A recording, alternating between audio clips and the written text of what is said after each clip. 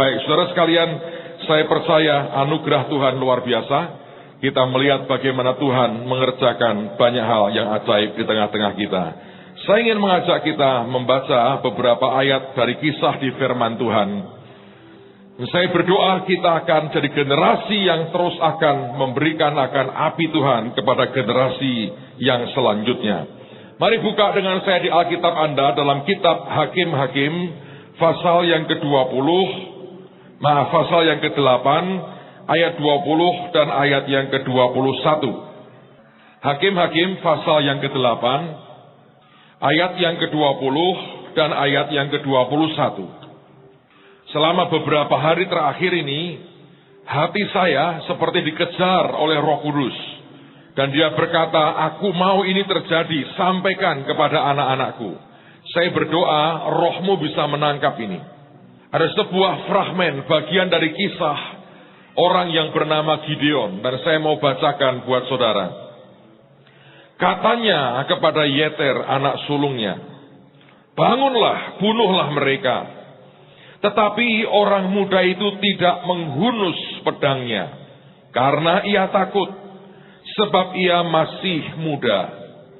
Lalu kata Sebah dan Salmuna, bangunlah engkau sendiri, dan paranglah kami, sebab seperti orangnya, demikian pula kekuatannya. Maka bangunlah Gideon, dibunuhnya Sebah dan Salmuna, kemudian diambilnya bulan-bulanan yang ada pada leher onta mereka.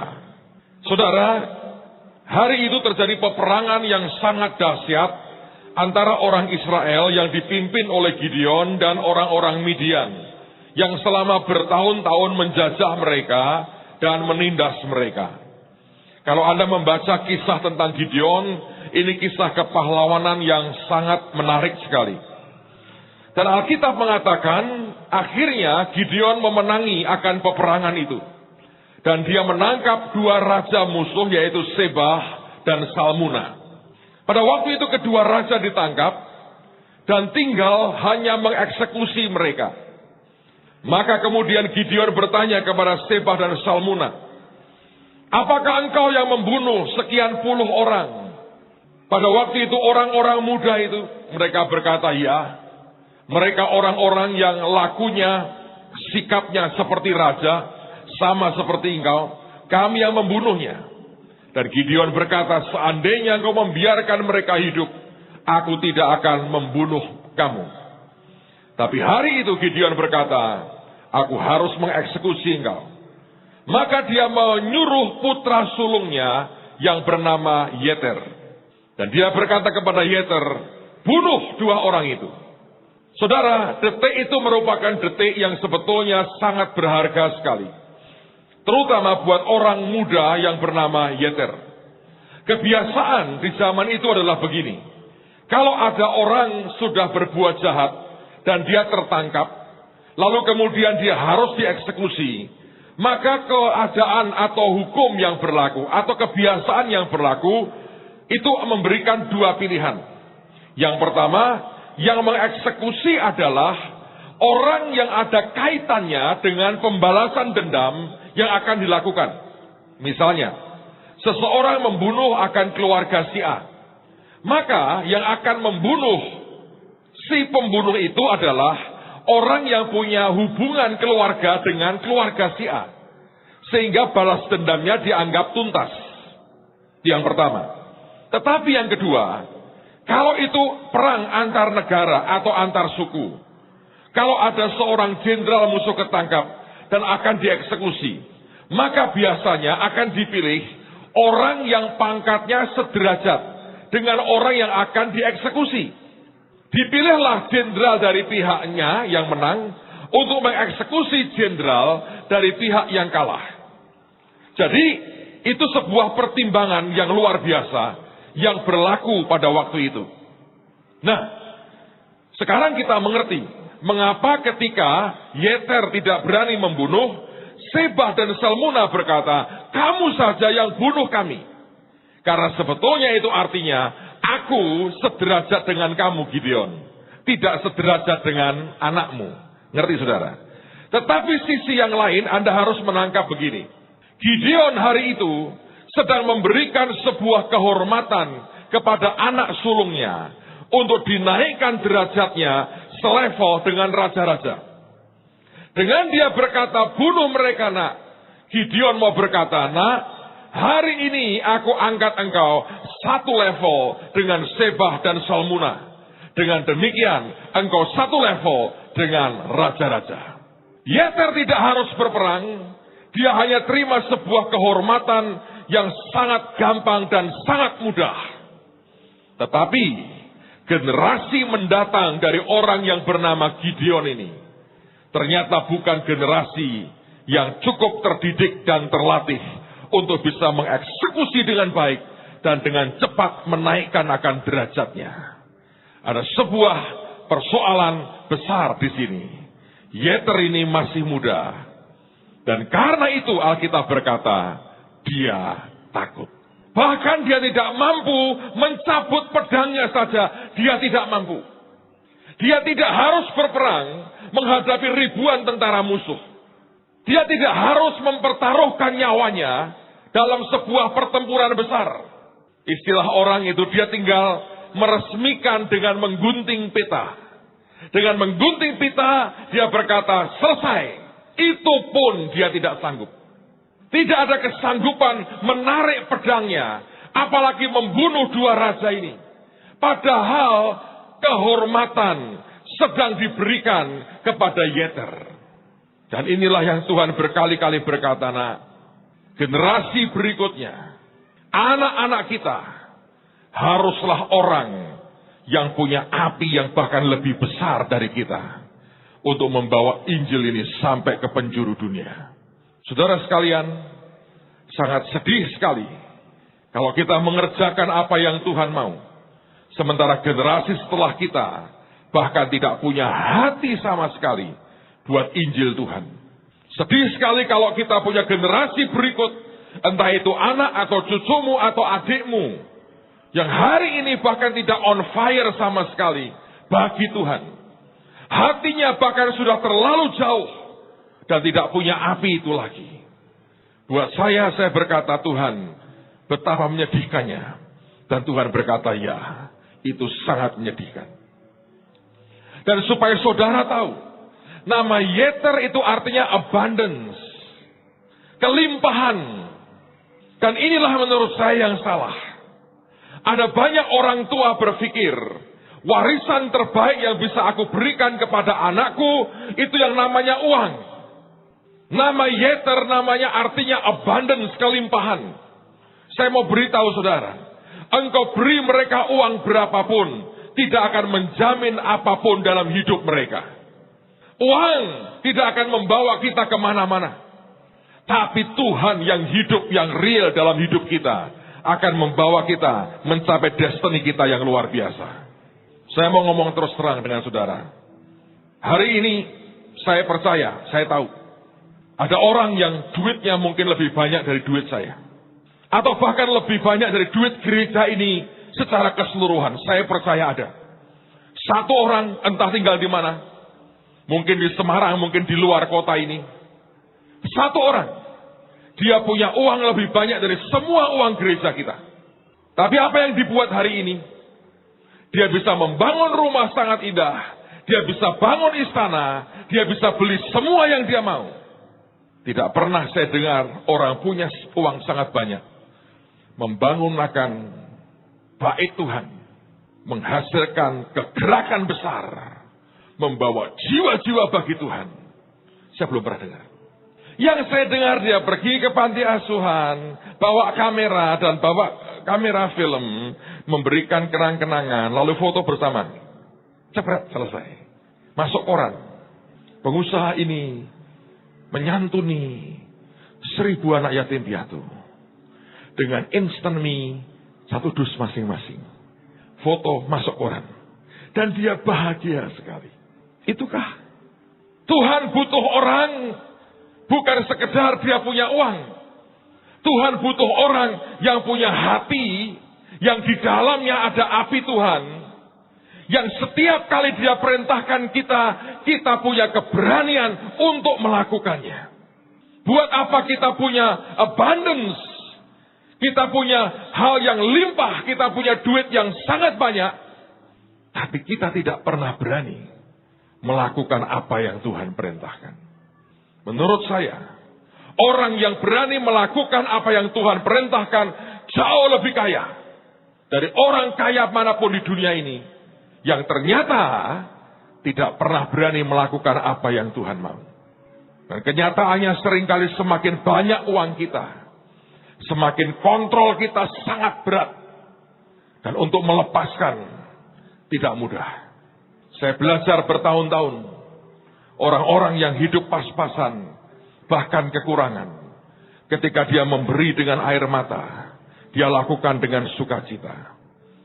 Sementara ketika kita mulai menumpuk harta kita untuk mengeluarkan itu, banyak pertanyaan yang harus orang lain jawab. Buat apa uangnya? Siapa yang mengelola? Ngelolanya bagaimana? Bukti tertulisnya seperti apa? Buatkan saya proposalnya. Minta dong marketnya seperti apa? Nanti akan bentuknya bagaimana? Pembagian keuntungannya gimana? Namaku dimasukkan di mana? Ada ribuan pertanyaan yang harus dijawab. Setelah semua dijawab, dia berkata, nanti saya pikirkan lagi ya. Bayangin saudara. Hanya abundance. Tidak punya kekuatan di dalam untuk mengeksekusi apa yang Tuhan perintahkan. Akan membuat hidup dan kekayaan kita useless. Dan tidak ada gunanya. Hari ini, Tuhan butuh orang-orang yang berani berdiri dalam nama Tuhan dan bertindak untuk membuat apa yang Dia perintahkan kita akan kerjakan dengan tuntas. Saya percaya ketaatan seperti itu akan menggerakkan surga dengan semua yang Dia punya, supaya apa yang Tuhan perintahkan akan terlaksana. Apa yang membuat sebetulnya seorang yeter, yang artinya abundance atau kelimpahan, tidak punya kekuatan untuk mengeksekusi? Rasul Paulus pernah berurusan dengan hal seperti ini.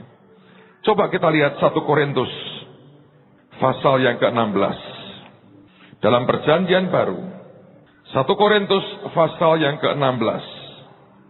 Lihat mulai ayat yang ke-8. 1 Korintus 16, mulai ayat yang ke-8. Sebelum saya bacakan, saya mau ingatkan, tadi ada ibu yang kesaksian kedua, yang berkata sering tidak imbang kalau jalan. Menurut saya kakimu tidak panjang sebelah. Dan sering kali Anda harus mengerti, ada orang-orang yang kalau jalan itu terganggu terus kakinya sering sakit. Coba semua yang bermasalah dengan kaki, kalau jalan nggak imbang dan sebagainya, nanti habis kebaktian maju ke depan, saya minta Pak Hengki dan teman-teman doakan kita buat sama hari ini saudara, supaya yang lebih pendek maju. Cek. Nah, Anda tidak seimbang lagi, oke? Kita akan minta Tuhan mengerjakan. Saya tahu ada banyak orang yang sebetulnya kakinya begitu. Kalau Anda ragu, nanti duduk di sini, Anda angkat kedua kakimu, nanti kan ketahuan. Ada yang cukup signifikan itu, bedanya. Nah itu kalau Anda jalan sering tergelir, gampang jatuh. Yang begitu-begitu, nanti kita bereskan ya. Pulang Anda bisa lompat-lompat, gabung penari. Tidak gampang jatuh, bisa sama, oke? Anda akan lihat Tuhan kerja dengan cara yang luar biasa. Amen. Sekarang balik ke firman Tuhan.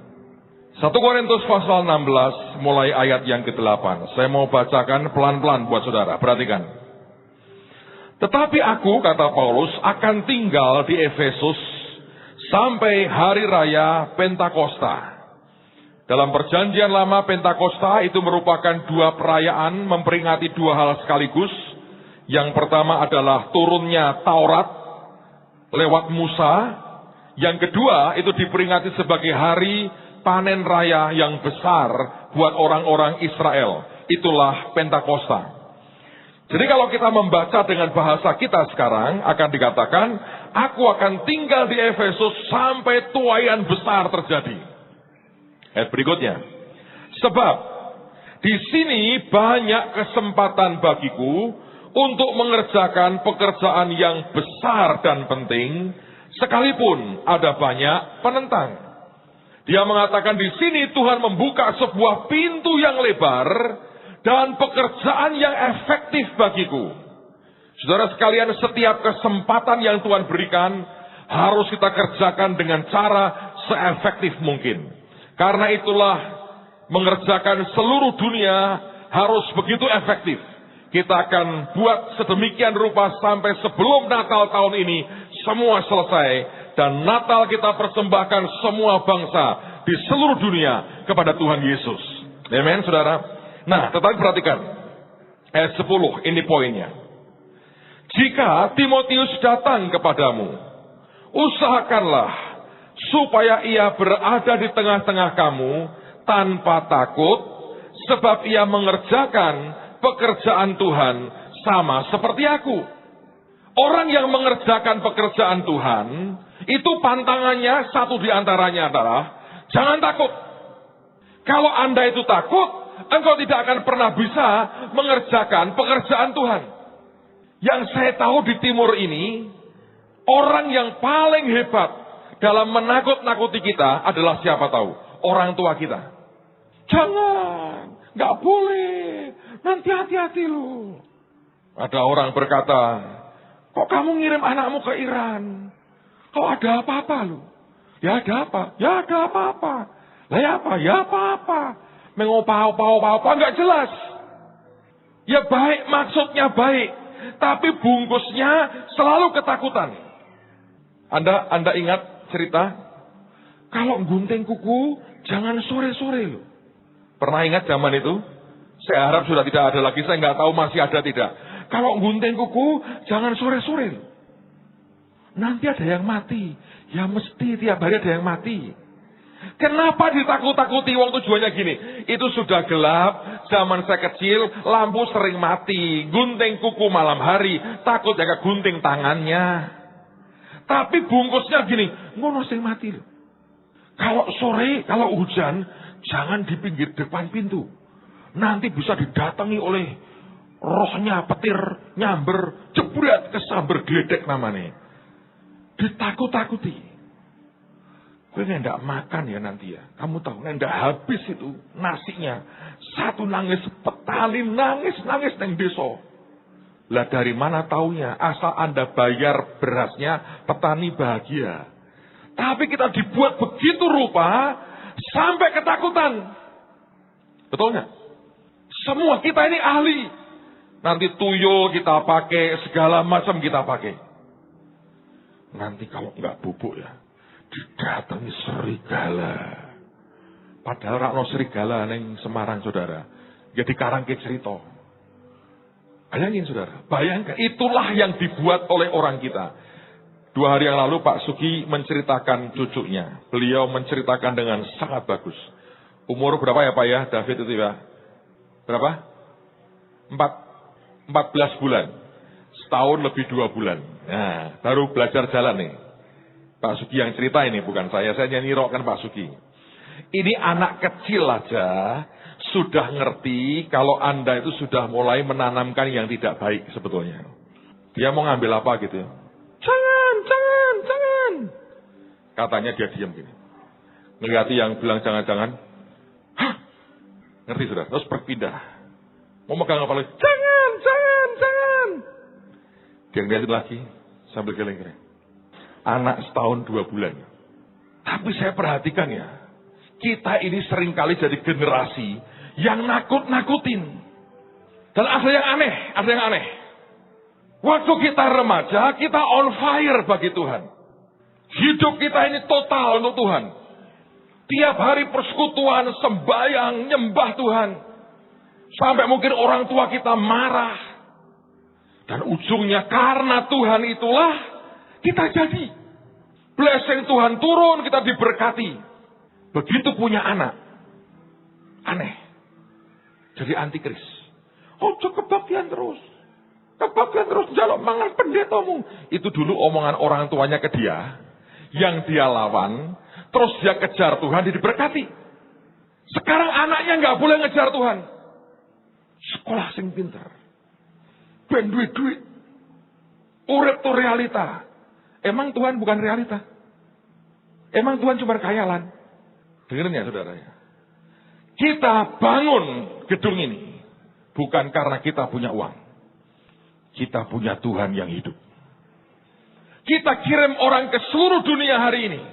Bukan karena kita punya uang. Kita punya Yesus yang hidup. Nah, dengar kesaksian tadi. Mau berangkat pun duit gak cukup. Sembayang, percaya dengan Tuhan. Dicukupi. Hari ini ada orang-orang yang berbeda. Berangkat itu dihitung karena uangnya. Ada yang berkata, Pak, saya mau ke Brasil. Oke. Tiketnya berapa? 4.000. Oke, Pak. Kalau gitu saya salah dengar suara Tuhan. Singapura maksud saya, Pak. Karena uangnya nggak ada, bisa mengkeret. Loh, Tuhanmu itu Yesus atau Mamon? Pasti ngomong Yesus dong, Pak. Mikael aja keder sama saya soal kerohanian. Tapi kenyataannya tidak seperti itu. Ada orang berkata, saya mau ke ujung dunia, Pak. Tempat terjauh. Lalu kita berkata, oh ya kira-kira segini. Oh enggak gitu, Pak, maksudnya. Itu ke $10.000, Pak. Waduh.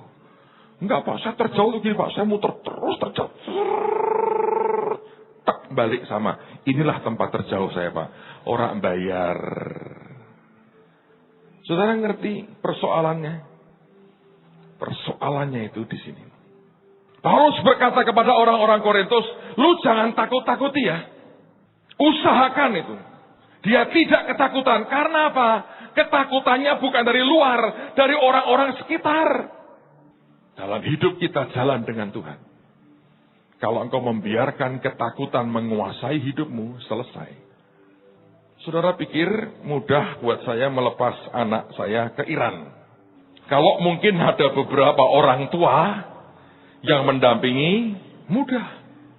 Nah ini anak umur berapa itu? Yuda umur berapa ya? 20-an. Sasa 18, Sally 11. Lah percil-percil 3. Saudara tahu Iran? Itu Islamnya Islam Syiah. Bukan seperti Indonesia Sunni.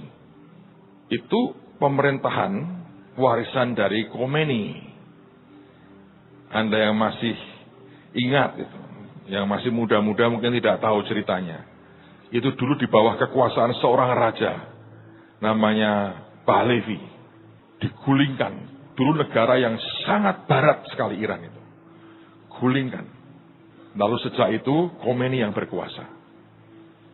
Diam-diam mereka membangun nuklir sekarang ini. Dan Israel, Amerika sudah membangun nuklir. Dan menantangin, nanti kita kirim ke Tel Aviv, rudalnya gitu saudara. Dan negara ini sedang diisolasi oleh seluruh dunia. Anak saya bilang, Pi, nggak ada turis. Cuma kami bertiga, kecil-kecil bawa ransel jalan. Turis saudara. Kemanapun pergi dilihatin orang. Saudara pikir mudah dengan berkata, silahkan pergi nak. Tapi Tuhan berkata, biar aku yang menyertai hidup mereka. Amen, saudara. Mungkin sedikit lebih mudah saya lepas anak saya Sam bulan depan ke Korea Utara. Ini masalah dia sih. Waktu kami ke Rusia, saya beli topi Rusia. Dia godain saya. Memberi hormat. Kim Jong-un. Hormat saya gitu. Sekarang ke lu ngonggone Kim Jong-un tenan. Yang godain saya, masa pakai topi dipanggil Kim Jong-un? Kalau dilihat-lihat dari model ininya, dia ngomong, oh itu saudaraku yang sedang tersesat kopi katanya gitu. Ya gue lu mau tenang bulan depan, Kim Jong-un. Di sana ajaib, nggak bisa SMS-an, nggak ada wifi, nggak ada. Ya kita lihat. Tapi seluruh dunia, saya terus terang sudah ngomong nih. Beberapa teman kan mau ke Pakistan, berani nggak ambil waktu? Nyebrang aja sedikit, masuk Afghanistan. Beberapa langsung semangat, yes. Beberapa berkata, nggak usah pergi. Tapi orang yang ngerti apa yang bisa dikerjakan, luar biasa loh. Sekali seumur hidup. Anda mungkin sudah lama ngumpulin duit buat anak cucumu. Beri pengalaman jalan dengan Tuhan. Luar biasa. Anda akan lihat penyertaan Tuhan dalam hidup mereka. Jangan ditakut-takuti. Dan kita ini seringkali orang tua yang paling gemar nakuti anak-anak kita. Terusin lagi. Apa yang Paulus katakan sebelum kita berdoa dan kita selesai. 11. Jadi, janganlah ada orang yang menganggapnya rendah. Terus dia berkata, tetapi tolonglah dia. Dalam terjemahan lain, utuslah dia dengan berkat-Mu. Berkati dia, utus dia kembali. Supaya ia melanjutkan perjalanannya dengan selamat. Agar ia datang kembali kepadaku. Sebab aku di sini menunggu kedatangannya bersama-sama dengan saudara-saudara yang lain. Yang kedua dia berkata, jangan anggap rendah. Tapi tolong dia, berkati dia. Nah kita ini seringkali paling hebat merendahkan anak-anak kita. Ada anak berkata begini, Papi, Mami, aku mau sekolah sampai S3. Orang tuanya malah ngakak-ngakak. Iya toh, SD, SMP, SMA, S-teler. Buat apa kita mengatakan begitu? Itu merendahkan. Support. Minimal berikan dukungan yang real. Minimal kita berkata, aku doakan kamu nak jadi. Daripada kita hina mereka. Mungkin anakmu berkata gini, Mami aku mau ke bangsa-bangsa. Orang tua bisa berkata, Inggrismu aja gawat. Cap kampak ngono kok melu ngo bangsa-bangsa. Direndahkan sampai tidak punya iman. Kenapa kita biarkan generasi mendatang itu hidup tanpa Tuhan yang kuat? Kita ada sebagaimana kita ada hari ini karena anugerahnya, bukan karena yang lain. Saya berdoa, jangan jadi orang yang hobinya menakut-nakuti orang lain dan merendahkan orang lain. Yeter, abandon saja tidak cukup. Ketika diangkat bapaknya mengeksekusi 2 raja, yang artinya sebetulnya derajatnya mau dinaikkan, dia tidak bisa. Dan Gideon tidak pernah punya Yeter menjadi pengganti dalam hidupnya. Saya berdoa, generasi setelah kita, anak cucu siapapun itu, akan jadi generasi yang ajaib, penuh api Tuhan. Anda dan saya jadi generasi yang ajaib, penuh dengan api Tuhan. Yang percaya katakan amin.